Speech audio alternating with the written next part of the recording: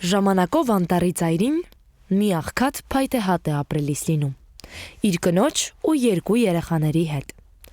Տղայի անունը Հենզել է լինում, աղջկանը Գրետել։ Շատ դժվար են ապրում նրանք, գրեթե կիսաքաղց։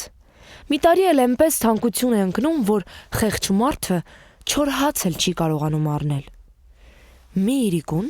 բարկում է, բայց ծանր մտքերից քունը չի տանում։ Նա տխուր հառաչում է ու կնոջն ասում. «Ոնց է լինելու մեր ճարը, ոնց են կերակրելու մեր երեխաներին, երբ ինքներս ոչինչ չունենք ուտելու»։ «Գիտես ինչ», ասում է կինը, «արի առավոտը լույսը բացվելուն պես երեխաներին տանենք անտառ, ամենախուլ հավուտը,